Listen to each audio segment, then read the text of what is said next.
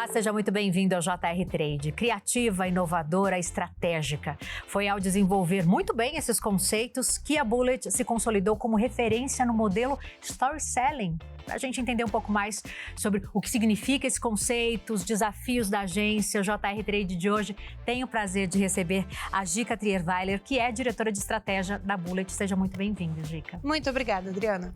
Antes do nosso bate-papo, eu vou te lembrar que o JR Trade fica disponível nas plataformas digitais da Record. Você pode acompanhar também em versão podcast e na Record News. Gica, vamos começar explicando para quem está em casa o que seria esse conceito de story selling? Vamos. Essa é fácil de entender, tá, Adriana? Todo mundo quer vender, certo? Não tem jeito melhor para vender do que contando uma boa história. Então é isso. Faz um tempo que o mercado fala, o storytelling, tarari, tarará, mas no fim das contas a gente está contando uma história para quê? Para engajar, para vender. Então, tão simples quanto. Story selling é sobre histórias bem contadas, são histórias que vendem. Mas não era assim no marketing? Qual é a diferença em relação ao marketing tradicional? Eu adoro essa pergunta, porque o marketing tradicional, ele parte de um lugar de preciso de uma campanha. Preciso de uma promoção. Preciso vender mais, ponto. E aí você vai lá e vai correr atrás disso. Agora, o story selling, quando o cliente chega com uma demanda pra gente, a gente fala, mas peraí, antes de me dar a solução que você acha que faz sentido, me fala qual que é o teu problema, qual que é o problema dessa marca, o que essa marca tem a oferecer. E a partir daí eu vou olhar para esse grupo de pessoas que faz sentido para sua marca e vou entender do que elas estão precisando. Então o story selling, ele nasce dessa intersecção aqui, esse lugar da junção do que a marca tem a oferecer, do que essa marca está precisando, qual que é o problema e o que faz sentido para as pessoas agora. Então o ponto de partida do story selling é diferente do ponto de partida do marketing tradicional. E você considera que a pandemia foi um marco para mudança, né, na forma como as marcas se comunicam, inclusive para a questão do story selling? Quando a gente fala de live marketing, que é isso, né, falando especialmente de experiências ao vivo, tem uma coisa que ficou muito clara, e eu tenho certeza que você sabe disso muito bem. Lockdown, todo dia tinha live, 980 lives por dia. Então tá todo mundo ali, ok, vamos viver isso juntos e tudo mais. Ou tô assistindo tal coisa na televisão, tô no Twitter, todo mundo tweetando a respeito. A gente gosta de compartilhar coisas ao vivo ao mesmo tempo, mas chega uma hora que eu preciso estar aqui respirando o mesmo ar que você, eu preciso estar aqui te vendo, eu preciso estar nesse show com todo mundo cantando junto. Então, assim, a pandemia, o lockdown, ele causou essa demanda reprimida por viver coisas juntos, momentos compartilhados.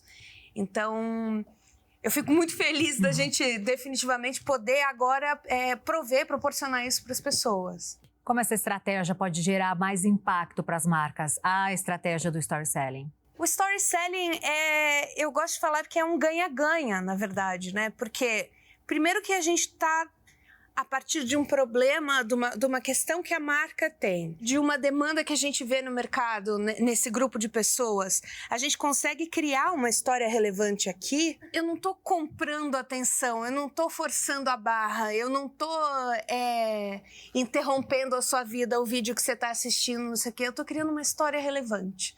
Eu estou criando algo que as pessoas, que seja interessante, que seja engraçado, que seja surpreendente. Então, faz diferença, até porque ninguém mais aguenta propaganda, né? Vamos combinar? As pessoas estão buscando muito por verdade, né, Gica? Super! E assim, quando eu falo não aguento mais propaganda, eu não tô nem falando só de compre, mas eu tô falando de interrupção, o tempo todo, interrupção. Eu tô vendo o meu streaming, agora tem intervalo no meio do streaming. Outro dia eu vi alguém que falou, a única mídia que hoje eu abro não sou impactada por alguma interrupção, é um livro de papel. Então, assim, a gente precisa, é importante a gente entender como que dá para ocupar um lugar de relevância sem ser essa interrupção chata o tempo inteiro. Então, o story selling é o nosso antídoto para isso, na verdade. Então, dá um exemplo prático para a gente entender, de fato, como isso funciona. Vou te falar. No fim do ano passado, por exemplo, a Texaco, marca global, Voltou para o Brasil enquanto rede de posto de combustível, né? Texaco Lubrificantes nunca saiu. Mas voltou para o Brasil com um posto de gasolina só, um posto de combustível só. Uma marca gigas, volta para o Brasil e volta em Santa Catarina, Palhoça, ou seja, completamente fora do eixo da comunicação e tudo mais.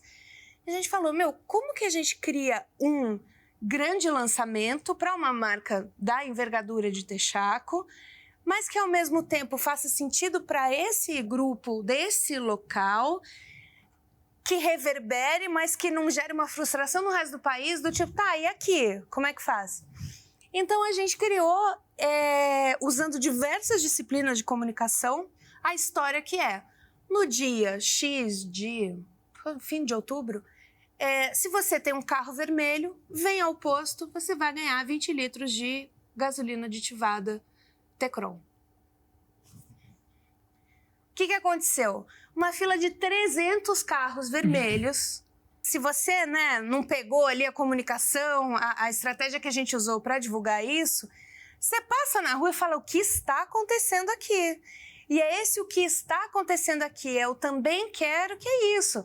Aí estava em todas as redes, e aí influencers, e aí saímos na Record, inclusive, foi pauta do jornal aquele dia, então...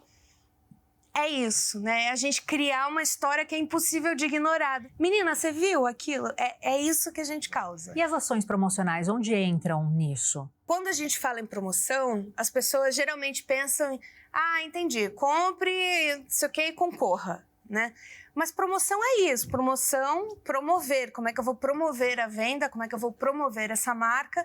Então, aqui, se a gente for olhar para a estação de Texaco, por exemplo, a promoção estava em você tem um carro vermelho, você chega no posto, você ganha 20 litros de gasolina aditivada, ponto.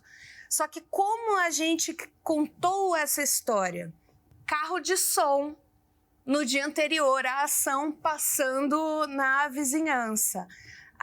Os creators, influencers que conversam com aquela população, a gente esquentou isso um dia antes.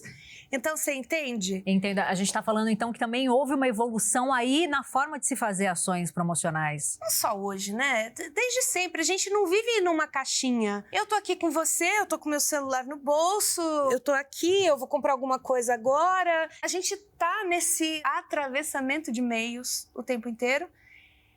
E é isso que eu acho, inclusive, que o mercado está demorando para engatar, porque fica muito nessa história de o departamento de social media, o trade do cliente, o marketing institucional. E assim, marcas, estamos falando com gente, e gente vê as coisas como um todo, né? Então, por isso que eu gosto de falar desse case de Texaco, porque é isso, que história que eu vou contar para engajar essas pessoas, ponto. E aí daqui a gente usa as disciplinas que a gente precisa para criar essa história que não dá para ignorar. Agora, Gica, você participa de muitos eventos internacionais, né? Tá sempre antenada aí nas tendências de consumo, varejo. O que você tem visto lá fora, né? O cenário global voltado, claro, ao marketing. Adriana, isso é tão engraçado porque cada vez mais, quando a gente olha para a tendência, é uma história quase que olhar para trás. Como que eu crio conexões de verdade? Como que eu crio... não só experiência, quando eu falo experiência, não só um evento de marca ou uma ativação, mas como eu enquanto marca, crio um serviço maravilhoso no meu e-commerce ou na minha loja ou, enfim, no que eu me proponho a vender para as pessoas. E quando eu digo olhar para trás, como que eu me torno relevante no dia, na vida dessas pessoas, do meu target, né? Então, por exemplo, hoje a gente tem inteligência artificial, tem drone, tem realidade aumentada, não sei o quê. Conforme o tempo vai passando, vamos criando novos recursos de engajamento, né? Enfim. Mas, no fim das contas, você quer ser lembrado. Você é marca, quer ser a primeira opção. A pergunta de $1 milhão é como que eu viro a primeira opção? Agora, muito se fala sobre o poder das redes sociais para potencializar as experiências ao vivo, que a gente estava falando um pouco disso agora há pouco, né? Como as marcas podem conectar, então, o digital com o físico de forma assertiva? Como vocês trabalham isso? De novo, o ponto de partida está na pessoa. Vamos supor, eu tenho um evento. A gente fez agora 100 anos de GM no Brasil. GM Chevrolet. Um jeito meio tradicional de fazer a minha agência, a produtora, o evento, vai criar aqui o evento, aí deixa eu chamar lá o pessoal do social, e aí junta aqui alguma coisa e fica uma esteirinha de produção, sabe? É um jeito de fazer, que na minha opinião é o jeito nota 7. Tá entregando. De novo, ponto de partida é a pessoa. Essa pessoa chega no evento, o que ela tá vendo no evento? Nesse pedaço, nessa entrada, o que ela sente aqui? Quando ela vem para cá, o que a surpreende? E em cima disso, que gatilhos de histórias que eu tô dando para ela compartilhar, para ela contar. Então, o social tem o poder do agora, né? Então, o que eu tô vivendo agora que eu não consigo não contar para todo mundo? Seja na minha rede social, seja eu tiro uma foto, mando no meu grupo de WhatsApp de sei lá o quê, né? Então é isso. Quanto mais integradas as coisas, mais chance de sucesso. Agora, olhando um pouquinho para sua longa trajetória, daqui a pouquinho a gente vai querer saber um pouquinho mais sobre você. Mas olhando para tua trajetória, além desse case, né, da Texaco, tem algum outro projeto que tenha te marcado bastante? Você sempre trabalhou com marcas importantes, grandes. Olha, entregando a idade aqui, senhora, eu tenho um case de estimação que é de 2000 e... muito tempo atrás, na qual a Unilever estava relançando Seda, reposicionando Seda, e a pergunta foi, né, assim, olha, a gente melhorou muito o produto, a gente trouxe grandes profissionais da indústria do cabelo, do personal care, e como que a gente relança essa história? E a resposta da Bullet foi, vamos criar um salão muito premium na Oscar Freire. E foi fantástico, você chegava lá, não era qualquer um que entrava, tinha um RSVP muito chique, nananã, e você chegava lá, análise de fio, e lava o cabelo, e faz uma escova maravilhosa, maquiagem, fotos, drinks.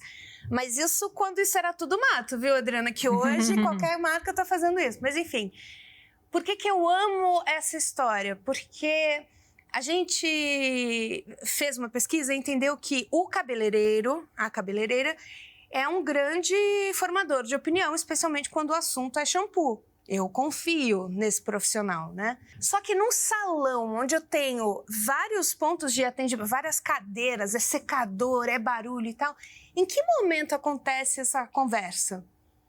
Né? Eu falo, meu, como que esse diálogo, quando esse diálogo vai acontecer? E aí a gente falou, a gente vai pôr um espelho no teto do lavatório para quando o cabeleireiro estiver lavando o seu cabelo, ele tá ali, ele olha para você, você tá deitada, olha para ele, então tem um contato visual. Você tá vendo, Adriana? Olha aqui, ó, e esse shampoo é ótimo, isso que é aquilo. E ali se criou um momento de conexão. Então, assim, é um case muito que legal. Eu adoro, mas a história do espelho, pra mim, ela é sobre isso, sabe? Vocês têm que ter muita vivência também, né? Pra poder ter essas sacadas aí, né? Antes da ação estar em prática. Lógico. E assim, você vê, eu tinha um total de 0 tecnologia envolvida na história do espelho. Poderia ter tido, né? O que eu quero dizer é o ponto de partida. O meu ponto de partida é como que eu crio essa experiência de modo que eu gere um valor fantástico para quem está vivendo aquilo, que eu não vai esquecer e que eu guarde essa marca num lugar especial aqui, porque, putz, essa marca me proporcionou tal coisa. E isso acontece via conexão, não adianta, a gente é gente. É isso. Agora, pegando um gancho nessa sua resposta, você falou em tecnologia. Tecnologia e dados são ferramentas importantes para ações de storytelling? A gente vive num momento em que está o mundo inteiro, todo mundo, independente do nicho, do target, tá todo mundo falando, eu sou isso, eu gosto daquilo, e não sei o quê. Tá tão fácil a gente, de fato, olhar para as pessoas, ouvir as pessoas e entender os movimentos, né? O que essas demandas querem dizer? Do que essas pessoas estão precisando de fato? Como que uma marca pode vir para suprir essa demanda ou para criar conexões? Então, assim, hoje a gente fala muito do Big Data e não sei o quê, e quantas pessoas entraram aqui, tal hora, e clicaram, e conversão, e aquilo. Sim, isso é fundamental e é lindo, Mas eu tendo a olhar para esse lado de... Eu tenho esse negócio de antropologia, meu filho. Eu tendo a olhar para esse negócio de gente. A gente tá o tempo todo gerando conteúdo. O que isso quer dizer? Do que essas pessoas estão falando? O que conecta com isso? Então, além de olhar para essas bases de dados duros e que são ótimas, eu gosto de fazer esse convite de... Tá, mas vamos escutar isso aqui? E o que vem daí? Então... Gosto de deixar essa provocação. Você falou que gosta de gente, né? Adoro. Qual é a importância de ações com impacto social e inclusão para as marcas com quem você trabalha? Você procura também trabalhar esses valores com as marcas? É uma questão para a Bullet? Desde o pequenininho até o macro, né? Então, assim, a gente vive fazendo essa pergunta, né? Como que isso que a gente está fazendo aqui... Como que isso vira todo mundo? Do tipo, estou fazendo um stand numa feira, não sei o quê, e esse stand é elevado, e aí é por causa de 10 centímetros que eu não tenho acessibilidade, por exemplo, né? Desde isso até coisas... Vamos olhar para essas pessoas que ninguém olhou até agora? E se a gente criasse algo para elas especificamente? Né? Então, eu acredito que não exista uma fórmula, embora várias empresas, inclusive e consultorias tenham capacitações e manuais de boas práticas e tudo mais, mas o que eu sinto que é muito importante é a gente estar com esse questionamento constante, né? Do tipo, tá, peraí, ok, fizemos, mas e agora? Como que melhora? Como que eu deixo isso mais inclusivo? Como que eu deixo isso... Como que eu trago mais gente para a conversa? E o consumidor está ligado nisso? Ele valoriza marcas que se preocupam, que tenham esses valores? Quem é o consumidor? Já partimos daí, né? Quando a gente consegue desconstruir essa história de que existem as pessoas normais e aí o resto esquisito, só de você desconstruir isso aí e já entender que a gente é um caldo de um monte de coisa, você já está 1 milhão de anos na frente da maioria. O consumidor, ele valoriza, ele enxerga isso. Aí eu vou te falar, quando você traz um grupo para conversa, pessoas que não eram vistas, que não eram ouvidas, que não eram consideradas, quando elas entram, isso acaba gerando algo tão lindo e tão rico e tão surpreendente que transborda, que vira conversa, que gera outra conversa. Então, assim, não é nem projeto especial, isso é meio básico, sabe? Como que a gente chama as pessoas para conversa? E aí, obviamente, tem esse jeito genuíno de fazer isso e tem o jeito oportunista, que é... Nossa, olha, tem esse grupo aqui, pessoas com deficiência. Tem... minoria não sei do quê, o que eu faço para... Mas isso não reflete na verdade da empresa, na verdade daquelas pessoas, só fiz isso para ganhar um prêmio, fiz isso para... né? E a questão é isso. Isso fica evidente, né? Fica evidente, né? O famoso mentira tem perna curta e assim... A serviço de quê? Que você está fazendo esse projeto, que você está colocando essa campanha, essa história na rua, né? Então é isso. A gente volta naquela questão do que é verdade, o quanto as pessoas hoje valorizam o que é verdade, né? O que é feito com verdade. Exato. Quando a gente fala de marcas que têm verdade, é engraçado, Adriana, porque no fim das contas, essa verdade que te contagia quando você vê uma marca, um produto, um serviço, alguém, sei lá, ela é uma história.